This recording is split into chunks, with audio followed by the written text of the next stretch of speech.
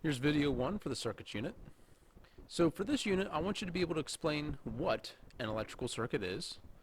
I want you to be able to use power and Ohm's law to solve problems. I want you to be able to describe what happens to voltage in complex circuits and describe what happens to current in complex circuits. So to get us started, a circuit, basically electrons of different atoms have different degrees of freedom to move around. For metals, room temperature heat is enough energy just to cause the outermost electrons to leave the atom. Materials such as glass will keep all of their electrons closely attached to the atom. So for metals, with the metallic bond, we have these free valence electrons that kind of flow around. All of these electrons collectively is what we call the sea of electrons.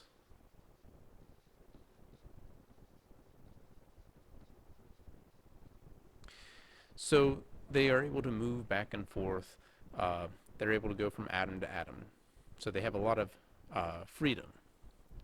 However, things that are kind of in a crystalline lattice, such as silicon and quartz and glass, those electrons have no freedom, or very, very little freedom. So the electrons are pretty much attached to their atom. So this relative mobility within a material is known as electric conductivity. And with materials with a lot of electron mobility, we call those conductors, and materials with low mobility are called insulators. So this is a quick little graphic here. On one side we have resistors such as rubber, and then on the other side we have conductors such as silver. And notice that silver is more conductive than copper.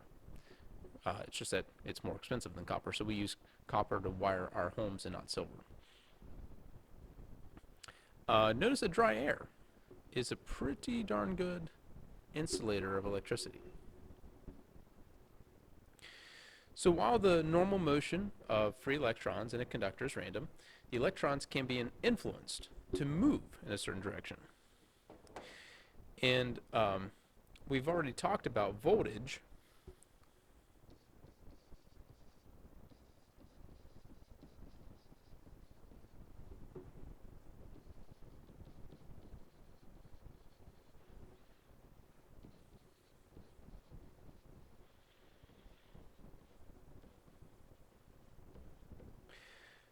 So the way we can use voltage is to understand that electrons will move to lower voltage.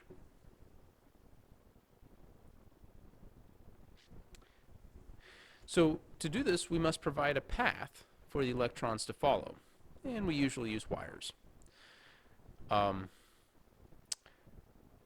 path itself cannot have any breaks, so it has to be a continuous path.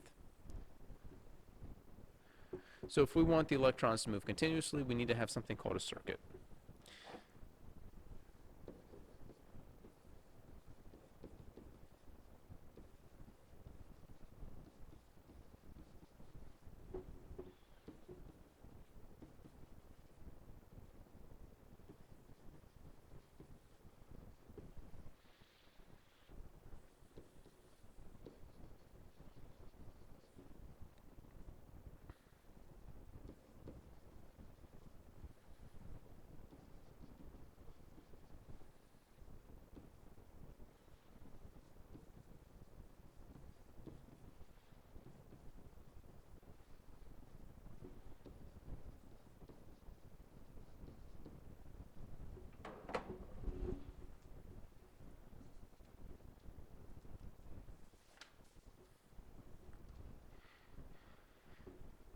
So then, the electrons will need this continuous path, but how do we get the electrons to follow that path? So we need to have some sort of influencing force to initiate that flow of electrons. So let's say we have two oppositely charged things. So the first thing on the left has an overall charge of positive, while the thing on the right has an overall charge of negative. Since these two are oppositely charged, there will be an electric force trying to pull those two objects together. Now, what makes the one on the left positive is a lack of electrons.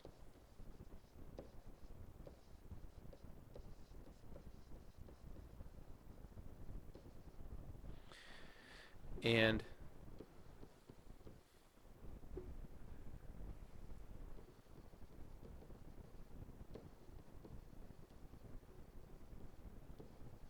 then we have too many electrons on the object to the right. Now, these, let's say there's friction involved, these things are sitting on the floor or something, and this electric force is not enough to physically drag those two objects closer together. But if I were to take a piece of wire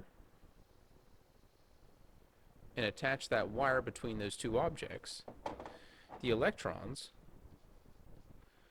will follow that force and be pulled towards the other object.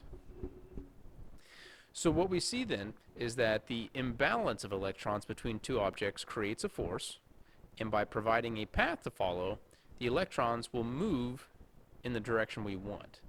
So that's basically how we get electricity to flow. We just have an imbalance of electrons, and then we provide a path.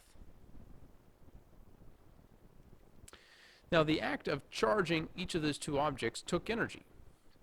So we can think of this like pumping water from a low area to a high area. So let's say I have a pond, and I use a pump to pull the water into a reservoir.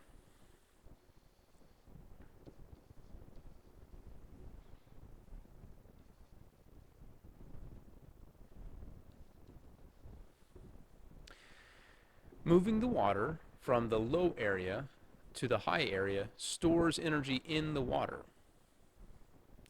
So if we were to punch a hole in the bottom of the tower, or the bottom of the reservoir, that energy then would be released.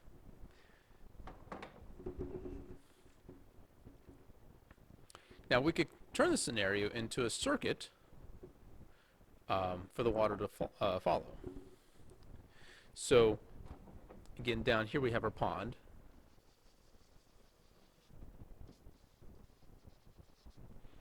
Here we have our pump.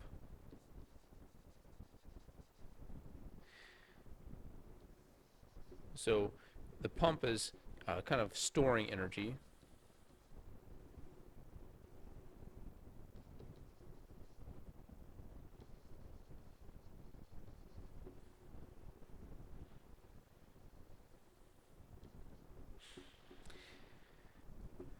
And then this other line is energy being released.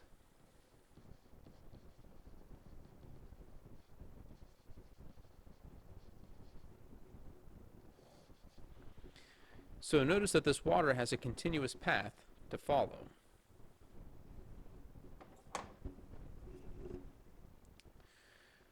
Electrons themselves are not much different. By rubbing materials together, we are pumping electrons to different locations. So this is where if you are sitting on some sort of cloth seat and you move around, your clothes and the seat are rubbing against each other, so electrons are being transferred. That's like a pump. Then, when you step out, you got electrons stored on your body, so that's like stored energy. When you touch something connected to the ground, the electrons jump off of you and back to the ground. So that's where we're releasing the energy. So then, this stores energy in electrons. The stored energy is what we call electric potential energy.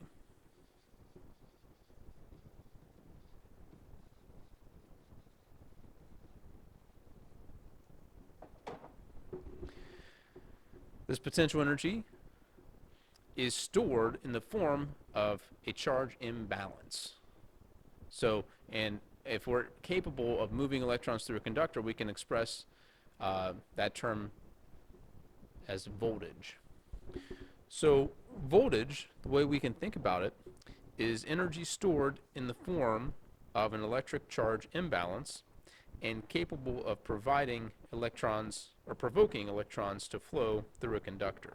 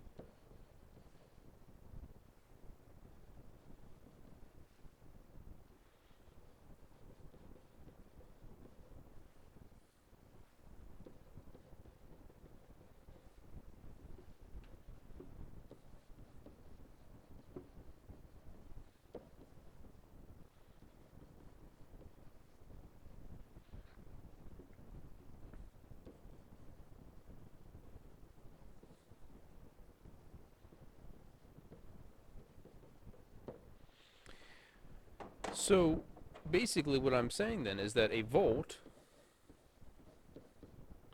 is a joule, which is the unit of energy, per coulomb, where the coulomb is the unit of charge.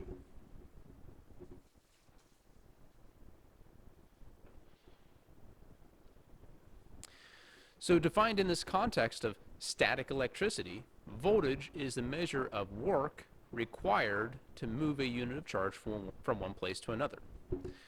If we define in the context of electric power sources like batteries, voltage is the amount of potential energy available, or the work to be done, per unit charge to move the electrons through a conductor.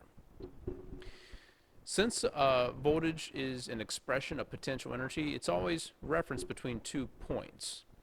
So if we go back to our water example,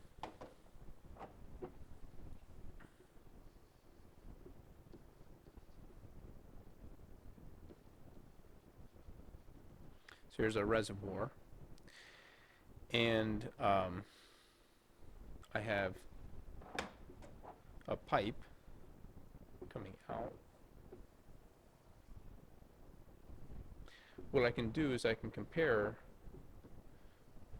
the water between 2 locations.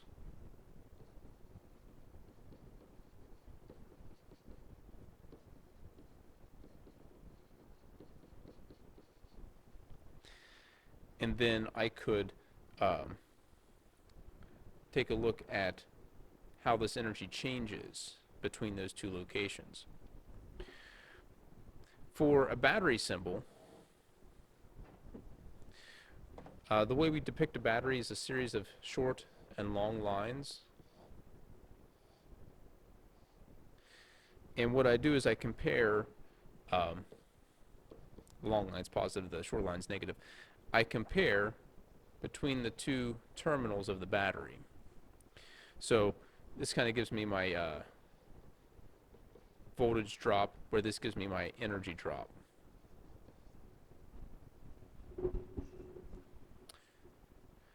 Voltage itself can be generated by means of rubbing certain materials together, chemical reactions such as batteries, radiant energy such as solar panels, or the influence of magnetism on wires. So if I have a coil of wire spinning in a magnetic field.